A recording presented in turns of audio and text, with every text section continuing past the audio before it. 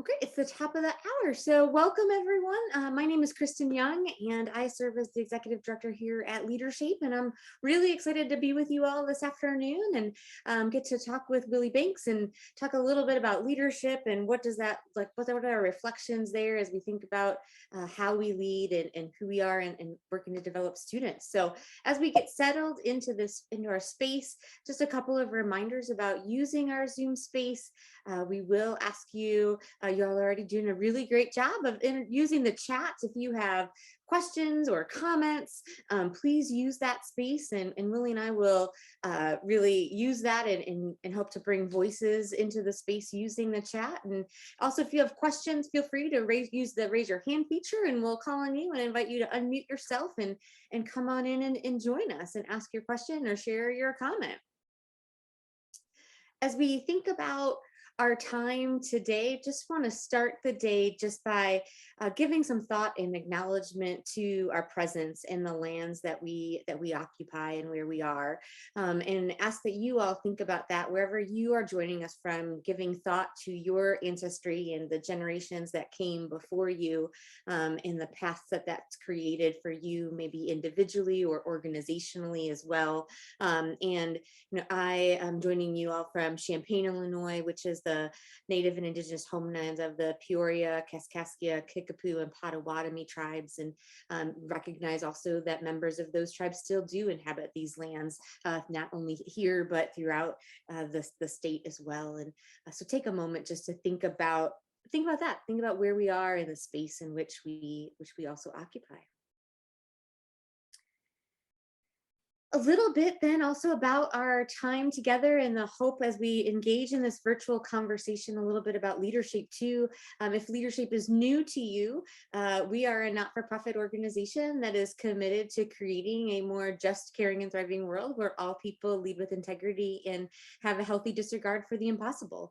And we do that through the programs that we offer by bringing people together to engage in conversations like we are going to today. So I thank you for that. And thank you for your time and being here. And in all of our times together, whether it's in educational programming or conversations like we're having today, we center ourselves on this definition of leadership. We know there are hundreds of definitions of leadership and many that you probably even work with within your daily work. But for us in our work here at LeaderShape, we really think that leadership involves living in a state of possibility, making a commitment to a vision, developing relationships to move that vision into action, and sustaining a high level of integrity. We believe that effective leadership takes place in the context of a community and results in a more equitable society. And I think you'll see some of these threads throughout our conversation here today with Willie as we think about just reflections on leadership development, and things that have resonated with him in his career and what he's seeing in his role. And so with that, oops, I went too far. Willie, I welcome you. I would love to have you come on and introduce yourself and tell us a little bit about yourself as we get started. Well, good morning, good afternoon, good evening. I'll just go ahead and throw good evening in there as well. But so great to see so many faces on the call. And thank you, Kristen, for the opportunity to share some space with everyone and really talk about student leadership development and also my career and what I've seen in my many years of student affairs. I am currently serving as the Vice Chancellor for Student Affairs at the University of California, Irvine. And I will hit 3 years in July. And for those of you keeping track, yes, I've been here during COVID. So I was working on campus for about 6 or 7 months. And then we went on into lockdown. So in a lot of ways, I still feel like my journey at UC Irvine is still new because really for the past couple of years, it's all been COVID related. I'm still learning things about the campus and learning about our students. But I will say this has been a great institution for me to land and really enjoying the opportunity to be here and working with so many great folks. And our students are so dynamic and very diverse and just everything that you could want in a college population. Prior to joining UC Irvine, I was the Vice President for Student Affairs at Indiana State University for 4 years. So go Trees. I see Indiana State alum on the call. Hi, Mike Hayes. I'm going to do a little shout out to Mike. Good to see you. And then I was also at Cleveland State University for 3.5 years. And hi, Lynn Ellison, who's now at Irvine, but we worked together at Cleveland State. And prior to that, I was at the University of Georgia for 18 years. And so a fellow Bulldog, Aaron, Peltzman from UC Davis is on here, so good to see you. And now I feel the pressure because I actually know people on the call, so I feel like I'm actually have to say something coherent or something insightful. So I will do my very best. I do want to say just one thing. I want to really thank Kristen and also Vernon Wall from LeaderShape for inviting me to this space. I really had the opportunity to learn about LeaderShape really when I was at the University of Georgia, and really the impact that they have on really changing our students, and also the change that can occur on a college campus after our students go through the program. So I've been a big LeaderShaper, really proponent and champion for a number of years, because I really do believe in the work that they're doing. So very, very thankful to be able to be in this space. And I hope that others will engage in this conversation. I do not want to be the talking head. I'll ask some questions and we can have some conversations. But I do think it's a really interesting time to be in higher education and student affairs and really working with students around leadership, because I do think there is a vacuum, and we don't have folks really talking about the greater good and how can we improve the lives of others through our leadership and working with folks on our college campuses. I think it's sporadic, and I think we sometimes see that, but I really wish that we could move away from more of it's all about me to really one of let's talk about the greater good and what are we doing for the people on our campuses. So thank you so much. We'll go ahead and start with the polling questions. And these are just really some questions just to get a good sense of who is here, and then also what you're thinking about. So the first question, what brings you joy? Quiet time, self-reflection, sleep, TV, or exercise? So make your choice. Perfect. People are making their selections now. There's so many good things in here that could bring people joy. Give everyone just another couple of seconds.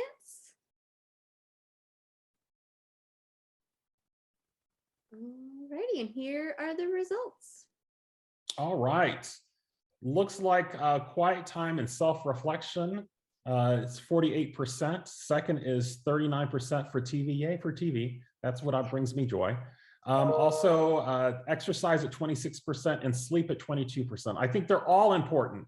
So I think one of the important things is that you have to find your joy and what brings you joy to your life. All right, second polling question. What is your natural style of leadership? And I did this based off of being in California. So the headliner star, like being in the front of the room, being that person, or the director, somewhat behind the scenes, but not completely behind the scenes and providing direction to people. And then also the producer, I would say the behind the scenes person that's really moving things around behind the scenes. You really don't see that person. But where do you think your natural style of leadership falls? People are making their choices. I see the numbers going up. Another couple seconds here.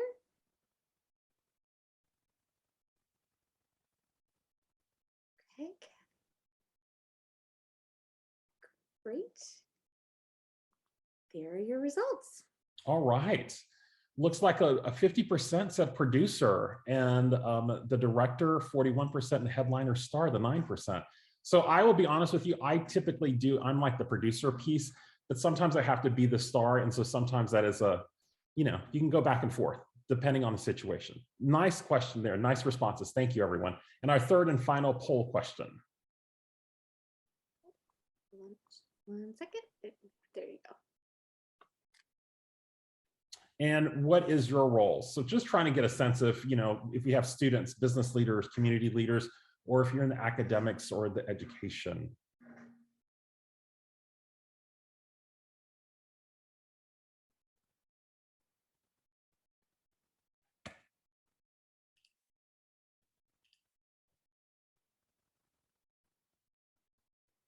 Okay, looks like everyone has voted. All right. Okay, so it looks like we are all within about 88% academics and education, a few folks as business leaders, no students or community leaders. Okay, well, we're going to talk trash about our students. I'm just kidding. We are not. We love our students every day. They bring us joy. Even when they challenge us, it's all about joy. So, all right. So here are some of the guiding questions, and we're going to take these one by one, and then hopefully I really encourage everyone to either use the chat function or to come off, raise your hand, and I'll recognize you. But before I go into this, let me just tell you a little the first question that I have is, how do you practice kindness in leadership? Since I've been at Irvine and even throughout my career, one of the things that I've always focused on is really two priorities, always our students and then our staff. But then from that, I always talk about, how are we being kind to not only ourselves, but to each other? And so I wanted this first question is really for everyone to think about, how do you practice kindness in leadership? Now, I was sharing with Kristen earlier that I spoke to a group of students last night for a class. And one of the questions they asked was, what about your leadership style? And, what do you believe in? And I said, I really do believe in kindness. And I say that, but also realizing that you can still hold people accountable in your work, but still be kind. And so I had to go in and really explain to our students that for me, kindness is really understanding, and really there's a part of self-reflection, not only for myself and my leadership style, but then being open to those other individuals that I work with and really practicing kindness for them. Because I always say that people show up in spaces and you don't know what they're carrying with them. I shared a story a few years ago. I had an employee that really I was in a meeting with a colleague and they walked by the door and I said, "Hey, how's everything going?" And they just blew up at me. I mean, they just really had this moment. And I just sat there and I took, I didn't interrupt them. I let them finish. And I said, why don't you go walk around the student center for a few moments? And then after you're done, you come back to me and let's have a conversation. The colleague who witnessed that looked at me and said, "Well, why did you do that? I think I would have just said, just stop, and stop being mean." And I was like, well, here's the thing. In that moment, I knew that wasn't about me. I am receiving some of the things that they're carrying with them, their baggage, their hurt, their pain that they are experiencing at that very moment. And for me, practicing kindness is allowing them to do that, but then also explaining to them, that's really not appropriate to do. So why don't you come back and see me after you have your moment? So that's really has been part of my leadership style, is really trying to practice kindness, because you don't know how they react, what they're coming into the situation with. And really, I think that really takes a lot of time to really think about, how can you be really a good leader, a good supervisor, a good manager, and really working with your students, but then also your staff, and really thinking about how do you be kind. So I'd love for somebody to talk to me about, how do you practice kindness in your leadership, in either working with students, but then also supervision, working with colleagues, because, and I also told the group of students last night, human beings can be very difficult. And sometimes it is a chore to be kind all the time, but that is something that I really do work at. And I would love to hear from other people. So please raise your hands in the chat. What do you think? And don't be shy, because I don't want to hear my entire voice this entire time. So I think I see people mentioning here in the chat, Sally mentions listening first. And I was thinking that as well while you were walking through your story of, really you need to listen to the people who are there, because you're right. Sometimes that what they're telling you, or why they're angry, why they're frustrated, is not at all about you, but you just happen to be the first person that they see to unload that on, right? And so when I'm truly listening to someone, I feel like I am able to practice kindness, because I'm putting them first and not in my own head thinking about how should I respond, or judging maybe what might be happening. yeah. Kristen, that's a great point. Michael Hayes, I think your point that you have is, one could argue not holding others accountable could be seen as unkind. And I agree with that, because I think that we've all been in situations where we've had those employees and all of a sudden we're now in a disciplinary process, and they get to a point where they say, well, no one ever told me this. This is all a surprise. And so in some ways, being truthful, being honest, really explaining and working and developing that student or that employee is, I think, part of being kind, is sharing that honest feedback, but helping them develop and get to a better place. Sally Watkins, hi, Sally Watkins. I think listening first is also a good thing. I think one of the most important things, and I told the class last night, that one of the, I think, most important things for a leader to do is just to listen. And I think, if we did more listening and then observing and then learning, I think people would have a better shot at really moving their agenda forward. But listening is so important. Paige, when giving feedback, I try to make sure people know the intention behind it, helping them develop. Yes, I agree with that. Sean, meet students where they are without expectation of where they should be and not comparing them to others. Absolutely. Other feedback, other folks want to talk about kindness and how they practice kindness. Yes, I see a hand raise. Gladys. Hi, good morning or afternoon. The way I practice kindness is when I'm advising them, I first check in to see how they're doing.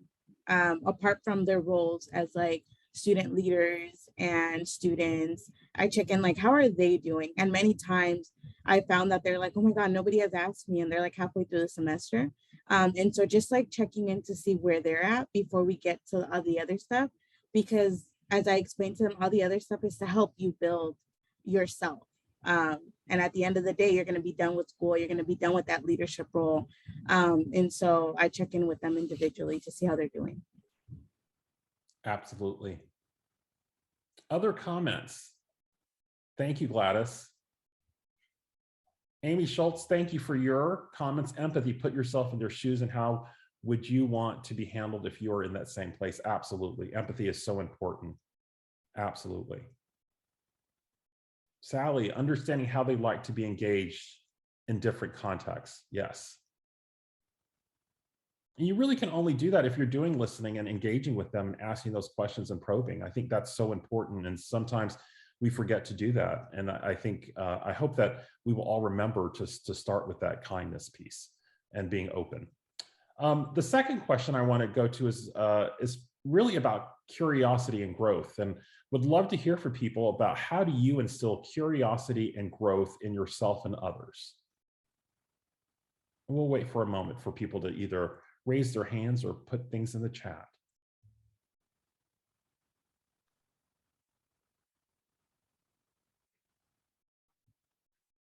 Curiosity and growth.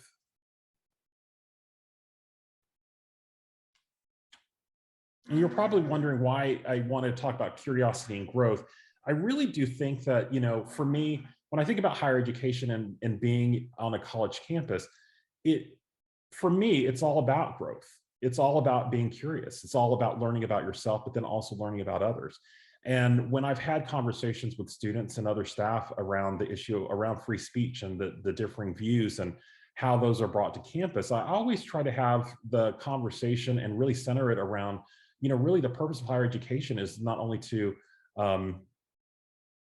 you know, learn, but it's also about to develop yourself. It's about being curious. It's about learning different things. I think college is the perfect place to do that. And this is me coming from a complete liberal arts background, but you know, it's really important that you learn about so many different things and really push yourself. And so that's really, for me, the importance of curiosity and growth. And I think in a lot of ways, if you become more curious and you develop your, you know, you grow in those areas, you become more curious about other people and their stories and how you can become a better leader. So I always try to make sure that people understand that, you know, curiosity and growth should go hand in hand with higher education, because this is what we're trying to do. We're trying to encourage people to learn more about themselves and learn about others in the hopes of really making change on campus. So I'll be quiet for a moment and let's see what some of the comments are. And if folks want to raise their hand and join the conversation, that would be fantastic. Some great things here. Danny Roberts, I'm going to call on you. Hello, it's been a long time. If you can, why don't you tell us a little bit about your comments? Well, the question was very curious to me, which is curious since that's the question. I can't shut off my curiosity. I mean, there are so many things that I'm interested in. And, you know, I think my journey of leadership has been discovering how critical engaging with others is. And it's not just to have creative energies within oneself, but it's also to share in a way that invites, you know. And I think sometimes leadership looks like the imposition of ideas and the imposition of our own curiosity on someone else. But what's critical there, I think, is sharing. So thanks for asking. Thanks, Danny. Thanks for chiming in. Really appreciate that. All right, folks, don't be surprised if I call on you. Okay, so just be prepared. I'm giving you fair warning. All right, other folks wanted to join in and share their thoughts about curiosity and growth. JC, thank you for that. Challenging students and beyond their comfort zone. Michael Hayes, why don't you chime in and let us your thoughts. I hate knowing you. Just kidding. It's part of it is and I think it's really consistent with LeaderShape as well, about self-awareness and being one of the kind of fundamental concepts behind the LeaderShape model. And I just don't think we ever arrive. And so you're always figuring out more about who you are and how you are in community with other people and what your wake is. And if you can understand that and embrace the fact that you're never going to arrive, you have to be curious to figure out what's next and what's around the corner. And so I think that's the kind of mindset that I kind of operate from. And, you can always learn something. And so I don't think I'm ever going to be there. So.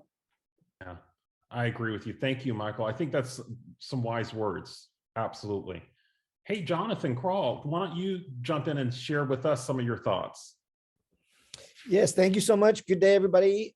For me, curiosity happens when I have the time to think critically about questions of meaning and depth.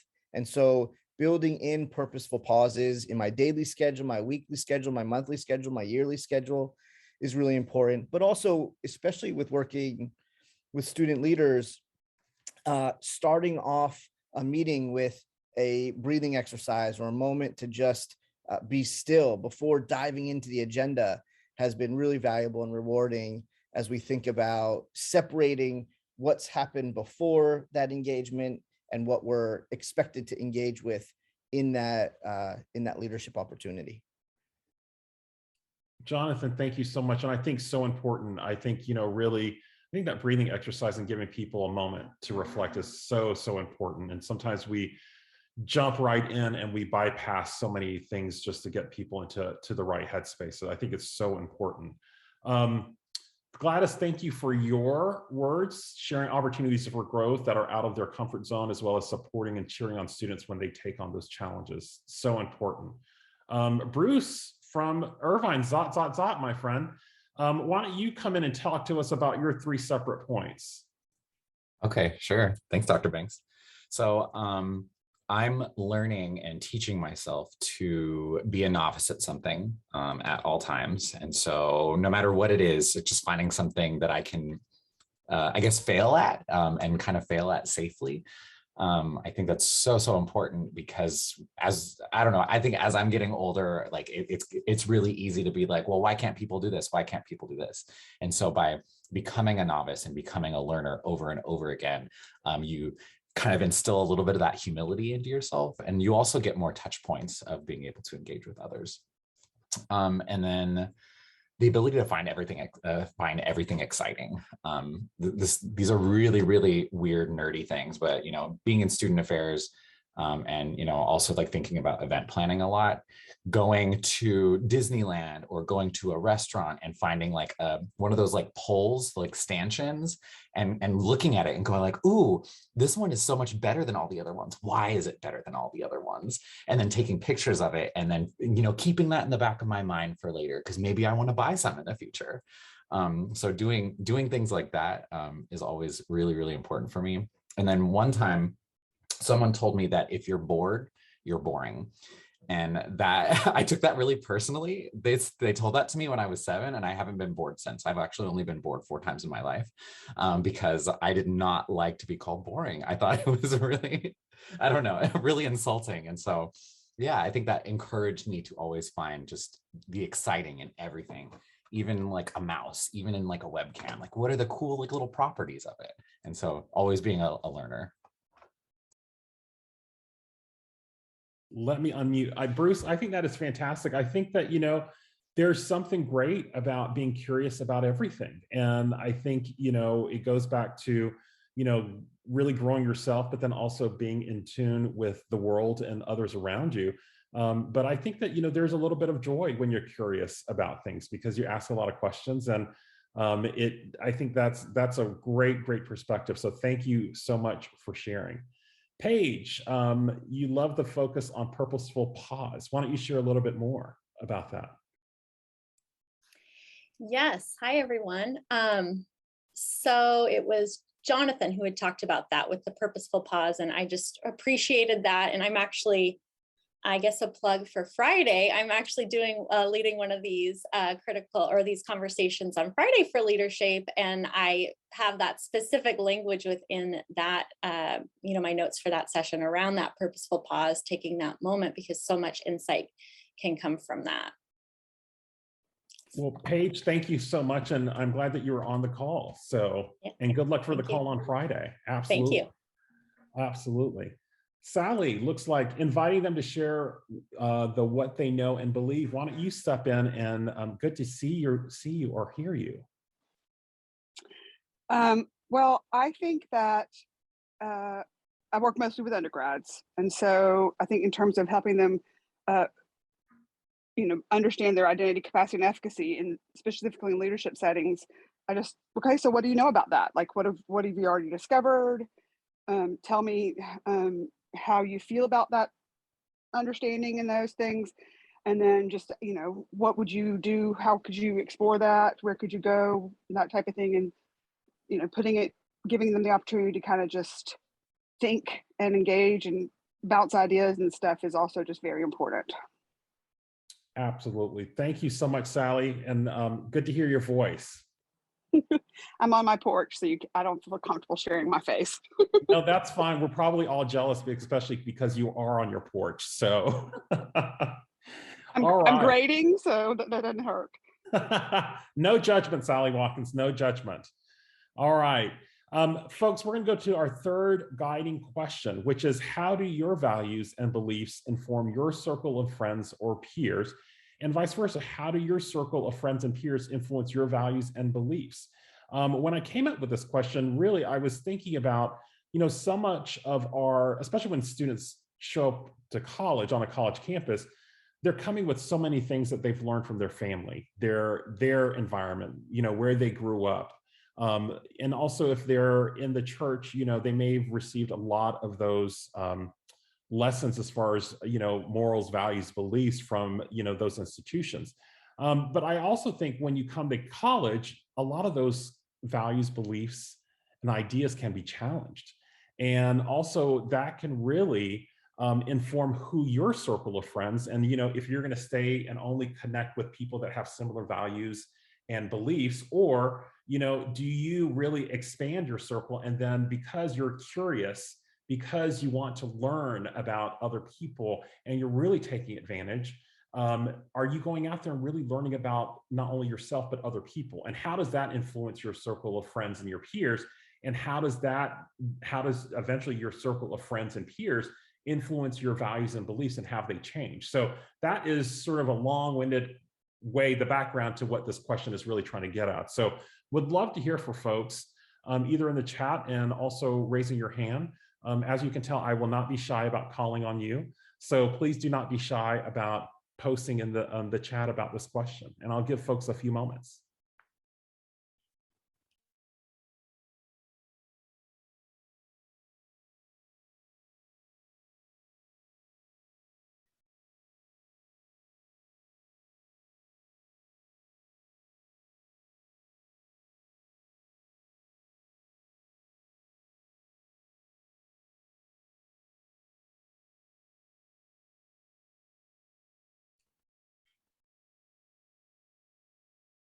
All right, folks, who wants to share? I'll share. Thanks, Sally. You're welcome. I think we are super blessed to be in the world that we're in.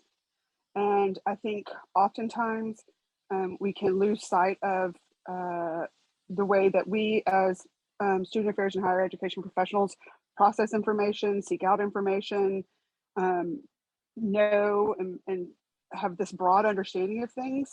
And it's can create a bubble, just like any other realm can create a bubble.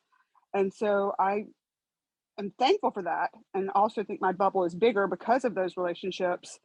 But I'm also recently most excited about the fact that all that learning has been very beneficial to my friends as their children move into college. And I have this new relationship with how parents experience college and how students experience a college. And then that comes back and informs how I show up with students and how I think about that process of going to college at this point and stuff like that. So those things kind of, that circle, it forms each other. And I'm thankful to have both of those realms and learn from that. Yeah. Yeah, Sally, you know, it's not always easy to expand your circle and to connect with other people that don't have similar views, beliefs. So how do you do that?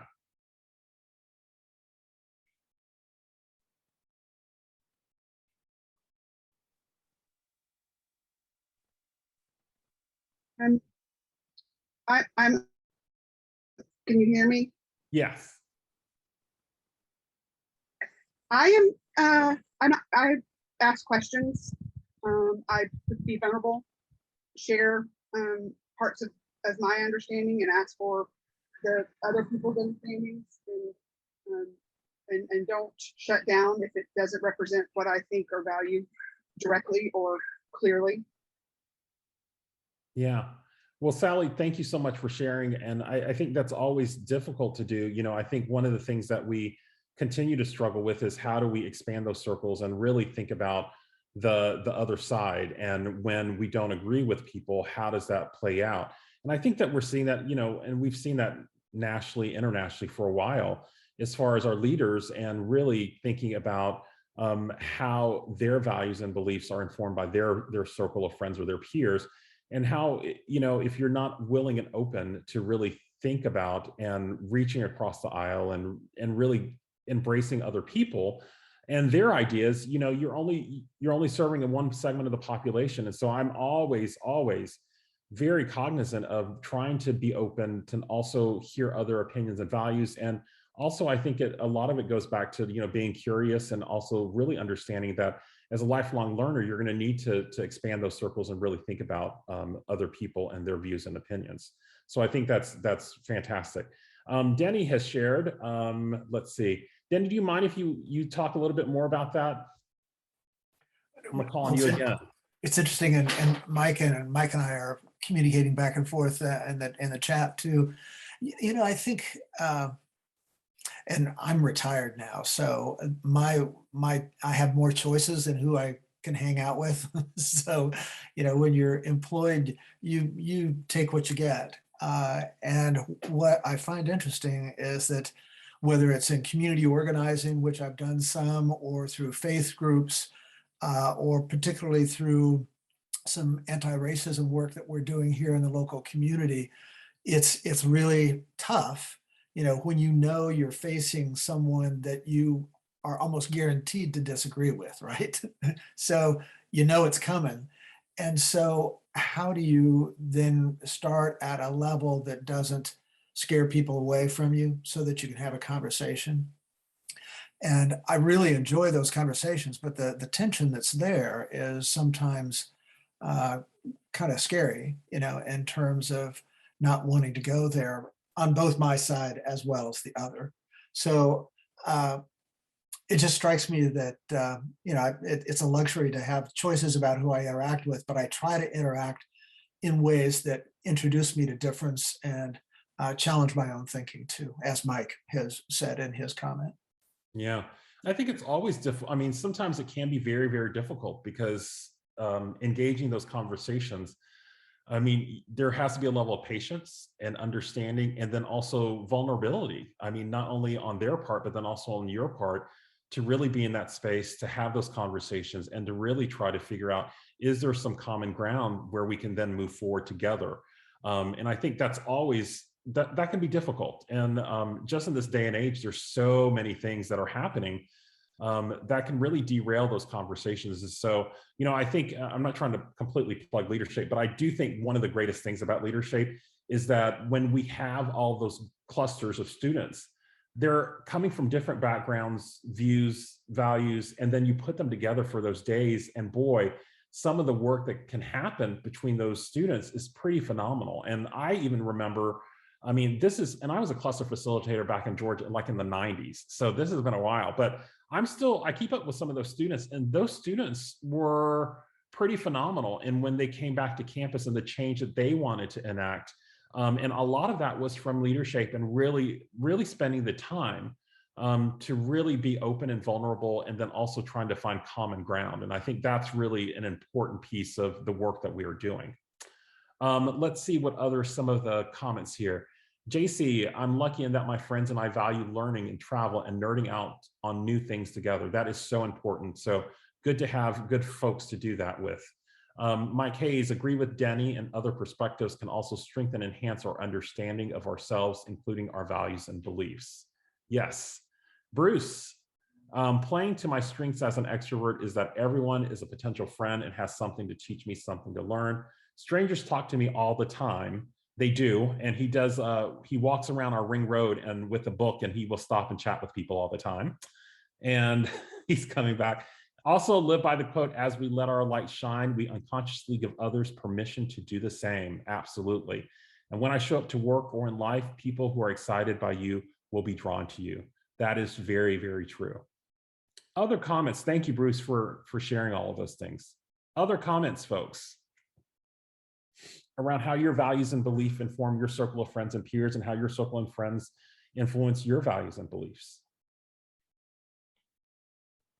Really, I think as I'm hearing everyone's comments, and I agree with so many of them, I'm reminded to not get too comfortable in my own, sphere of influence, right? And in my own routines, because when I do that, then I'm not curious, and there is potentially the lack of growth. And so that doesn't then line up with the values that I hold. And so making sure that I'm still being an active part in my own development and pushing that just as much as I might be for students or the staff I supervise. I think very often, now I don't work directly with students, but in staff, I'm always encouraging my staff to learn new things, to try new habits, to go out and explore, but then asking myself, am I doing the same? And I don't know that I always am, right? And so making sure that we're, as leaders, taking that time to do the same thing for ourselves that we're encouraging other people to do.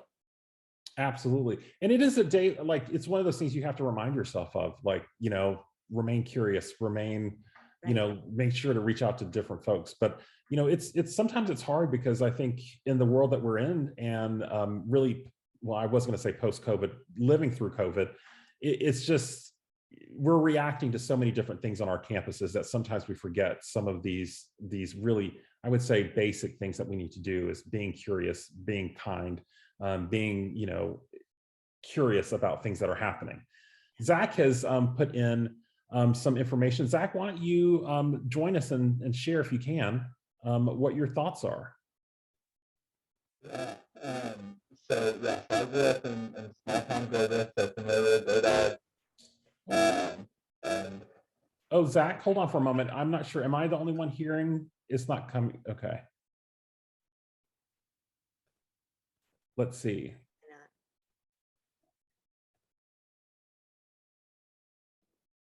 Let's see. Zach's quote was, I saw a quote once that said, "You're the average of the 5 people you spend the most time with." I grew up in a small Georgia town with one blinking light. So when I went off to college, I purposefully tried to interact with and befriend folks who were vastly different in their values and experiences than my own. Now I find that I actively engage with others who are different and challenge my way of thinking, which is great. That is fantastic. Thank you, Zach. Which small town in Georgia did you grow up in? I grew up in a small Georgia town called Moultrie. So just wanted to share that.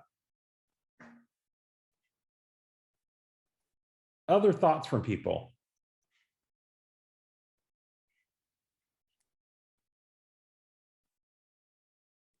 Okay. Hello, Waverly, Georgia. I have no idea where that is. But thank you, Zach, for sharing. Thank you so much. Really appreciate that.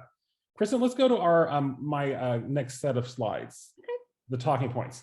So at this point in time, we're going to open this up, and everyone has been so wonderful in sharing their thoughts. But I wanted to just put down some quick notes as far as what I really think about when I talk about leadership, and then also working with students, but then also staff. You've heard me talk about being kind, and I think that is so important. We're doing a lot of initiatives here at UCI, really focus on kindness. What I have discovered, and I think this is nothing groundbreaking, but boy, so many problems and issues that we're facing between employees and also students really aren't based in kindness. There's some really unfortunate behavior occurring between individuals and also staff. And sometimes I say it's miscommunication, but sometimes it's just not, people are not being kind to each other. They don't show up in that space of, let me hear what the other person is saying, and really trying to put themselves in their shoes. And so I would just say, I really talk about being kind as really an important piece of leadership. As we've already said, staying curious and also is so important, to ask the questions, to being open to others, having those conversations, holding space for folks, and also, really looking at yourself and then also thinking about others. I also think that plays into my third point, which is self-reflection. And I'm sure that we all have worked with leaders who are just not with it as far as this. They're great in a lot of ways, but boy, the self-reflection piece really needs work. I really think, being a great leader, really, you're required to do a lot of self-reflection. You really have to think about who you are as a person, your values, how are you leading? But then also part of our responsibility is, how are we creating spaces for our students and also our staff in those environments? And are we making sure that we are checking ourselves and really being mindful of who we are as leaders? And I think sometimes if we spent more time doing the self-reflection piece, I think our world could be in a much better place. And I think that's an important piece. My fourth talking point is really challenge what you have learned and what you've been taught. I think that's what I love so much about college. Being on a college campus is that there's a convergence of a million different ideas, people, values, and beliefs. And I remember being that 18-year-old college student and really being bombarded with a million different thoughts and really trying to figure out, where do I fit into this? Where is my community? Can I find people that are similar, but then also how can I still have relationships with other people from across campus that may not have similar viewpoints, but we're all committed to a common cause, a common good. And I think that's when I think back on college, that was really what pushed me. I love the idea of, challenging what you've been learned and taught, and then also, your values and beliefs and how can they evolve over time. Also, I think it's so important, you have to have an open mind to do this work and also to be a leader, because you're not going to meet people that are going to automatically buy into everything that you're trying to do. And I think it's so important, you have to have an open mind. How do you do that? How do you remain in a good space? How do you remain a great leader and really moving an agenda forward and really, creating a greater good for everyone? The next point is really having a strong sense of self. I will share that I'm still working on that. I think that is an ever-evolving project for every single person. Is, you have to have a strong sense of self. There are some, I'm pretty set on my morals and values as far as, what I believe in and what I stand for.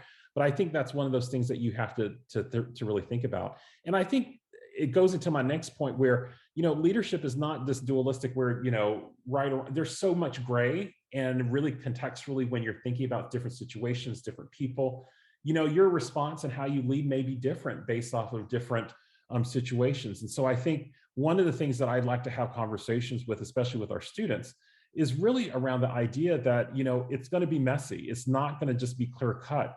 And sometimes it's going to be so messy that you don't feel good about yourself. You don't feel good about others, the decisions that you make. How can you lead through a gray area? I mean, those are difficult conversations to have, and really finding that space is going to be important. And the final point that I just wanted to say is really finding your voice. And I think in this day and age, speaking up is really important, and really giving voice to other opinions, to other people, and creating that space. And I always tell people, remember, college is about learning. It's about growth. And so we want to encourage people to share those ideas. And I want to make sure that people feel like they have the space to share their voice, to share who they are, but then also how they can lead and make the world a better place. So with that being said, I would love to just open it up and have people just share their thoughts about some of the talking points and what you think is going on. And I'm going to go and read some of the chat. So.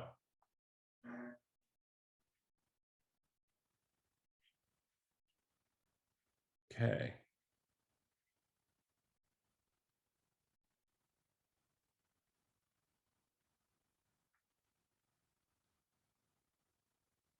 Yeah. Denny, you have a great point, and why don't you jump in? I see your hand raised. Yeah, I was just really curious what what advice you would have. I hear a lot of student affairs educators, leadership educators talking about just being exhausted, by everything that's going on these days, whether it's racism in our communities, whether it's divisive politics, whether it's the pandemic, whatever it is. And I know that this gets to be exhausting. And as I said before, I have choices. I can kind of walk away from it because my community engagement doesn't bring a paycheck. But particularly when you're required to stay on duty, how do you make those choices of who to engage with without completely depleting all of your resources? So it really is a big question. No, and that's a fair question. I'd love for other folks, if you have tips as far as what strategies you've taken. Because as Denny, as you were sharing that, I was thinking about my work as a vice chancellor now, where I deal with a lot of external constituents. And I think sometimes that can be very difficult, especially donors, and having conversations and engaging in certain topics. And sometimes certain donors not liking some of the decisions the university is going in. And how do we hold that space? Because I think that is an important thing to understand. And I think for me as a vice chancellor, I understand that part of my responsibility is to be, in some degree, I'm part of the university. I am the university to some of those folks when I go into certain spaces. And so I'm always trying to be respectful, and also making sure that I have to have a strong sense of self and a strong conviction, but also know that I can have a nice, polite conversation, and also understanding that I don't have to agree with everything that they say, but I'm always going to keep it polite and respectful. And I think that's an important piece. Others who face these situations, what are you doing to keep the conversation on track? Because it can be hard. Smile through your teeth sometimes. That's great. That's what you have to do. Yeah, and I think the other thing that I'm going to say this, a little tongue in cheek, but I'm always going to envision trying to be in Denny Roberts' space as far as being able to be retired and choosing what conversations to engage with. I think it's difficult, and I think that it will always be a challenge for us, and I think we're seeing that on our college campuses on a daily basis. And sometimes it is very, very difficult to hold those spaces when sometimes it's talking to a brick wall. And I think and I'll be honest with you, I give it a couple of times, but then after a couple of times, for my sanity, I realize that the conversation doesn't need to veer into that direction, and I'm going to keep it on a very surface level. And that is okay, because the reality is that you're not going to convince some people of your ideas, and they're not going to go along. So you have to protect your space as well. I'm glad you mentioned that, Willie. I was gonna mention that, and I was thinking about your space. I think about making sure that I then have a space where I can connect with people who do share my values, to recharge myself and to not be constantly in a space of facing battle and fatigue. And now sometimes those spaces are limited and then my time with them is short, but making sure that I can get the most out of that and give the most to those that I share the values with, so that we can go out and continue to have those difficult conversations, has been something that I've found myself having to do more and more lately. Absolutely. Absolutely. Christopher Spellman, you have a great question. You want to share that? And then. Yeah, so to give a little context, when it comes to student leadership development programs, a lot of times they are optional. And so buy-in is really important to get, participation from getting subject matter experts to share, as well as from students to attending. And so even when you're thinking about burnout, how burnout can contribute on both ends, whether or not folks want to be bought into the leadership programs that you offer, what advice would you give specifically to, I guess, building or increasing burnout, whether that's through having an open mind or in other ways? Yeah, I think, reading that, how could you talk a little bit more about having an open mind looks like to help improve buy-in? I think one of the things, when I talk about having an open mind and really trying to reach out to those individuals that are, we're trying to get them to buy in and trying to participate. I always say, have the conversation with them and say, listen, give me 5 or 10 minutes. And why don't you see if you can find some common ground with other people that are participating in this program. And, just give me 5 or 10 minutes and let's see if we can find some common ground. I think I always implore them, I'll be open if you're open, and we're going to always be open, but I want you to just think about this and trying to get them to that comfort zone. Because I think sometimes when people, it's the fear of the unknown and also not sure of, what they're walking into. So I always try to create that space of letting people know that this is a safe space, that we're here to learn, that we're not here to condemn people, but it is really about learning and growth. And so I always try to take it back to, we're trying to learn and grow, not only for ourselves, but for other people. And so hopefully that can be some of the hook to get people more involved. The burnout piece, I think one of the things that folks have to do is really be mindful of who they are, but then also their interactions. And going back to what Kristen was saying, you got to recharge your batteries and go back and you got to debrief these sorts of things and have conversations with folks. Because I think one of the things that can happen is that you have these experiences with folks and then you think, well, am I the only one that experiences this? Or maybe it's just me. And then when you talk to someone and you share, and then they say, oh, no, I've had that happen. And then you feel like there's comfort, that it validates your feelings that you're not completely on Mars. And so I think one of the things is that you have to re-energize and really connect with other people. Thank you for that, Christopher. Hope that helped. Great. Other thoughts?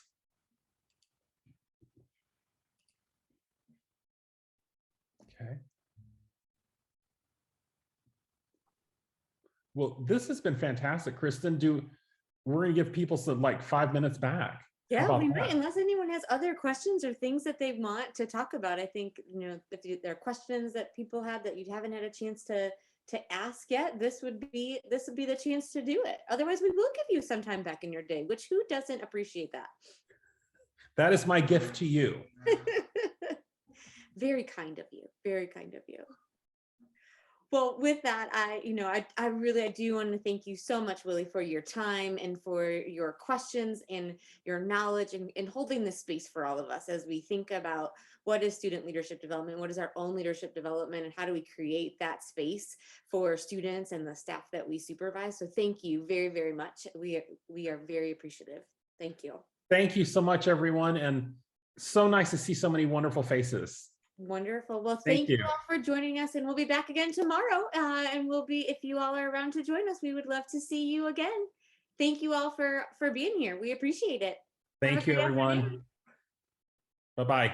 Bye.